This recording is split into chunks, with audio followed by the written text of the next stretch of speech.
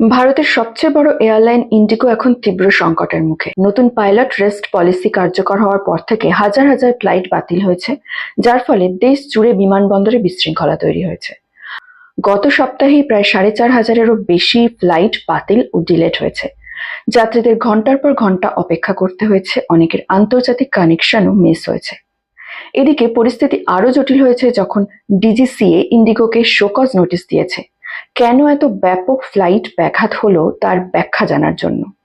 Regulator পরিষ্কার জানিয়ে দিয়েছে, যাত্রী অধিকার লঙ্ঘন হলে কঠোর ব্যবস্থা নেওয়া হবে। সংস্থার আর্থিক অবস্থাও নড়বড়ে। শেয়ারের দাম এক সপ্তাহে প্রায় 16% পড়ে গেছে।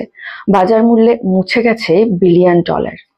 ইন্ডিগো দাবি করছে এই পরিবর্তনের সঙ্গে নিজেদের শিডিউল অ্যাডজাস্ট করতে সময় লাগছে, ধীরে ধীরে পরিস্থিতি স্বাভাবিক হবে। কিন্তু যাত্রীরা বলছেন, টাকা দিয়েছি সার্ভিসের জন্য, বিশৃঙ্খলার জন্য নয়। বিশেষজ্ঞদের মতে ভারত দ্রুত বিশ্বের তৃতীয় বৃহত্তম এভিয়েশন বাজারে পরিণত হচ্ছে, কিন্তু ইনফ্রাস্ট্রাকচার, জনবল ও পরিকল্পনায় বড় ঘাটতি রয়েছে।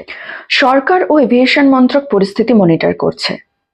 ফ্লাইট বাতিল এখনো চলছে, এয়ারলাইন অ্যাপ আবারও ডাউন, যাত্রীদের ক্ষতিপূরণ ও রিবুকিং নিয়ে বিভ্রান্তি এখনো চলছে।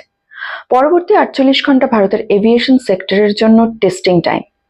এখন দেখার বিষয় হলো এটাই, ইন্ডিগো আবার ককপিটে ফিরে পরিস্থিতি কতটা নিয়ন্ত্রণে আনতে পারে এবং সেটার জন্য কত দিন সময় লাগে।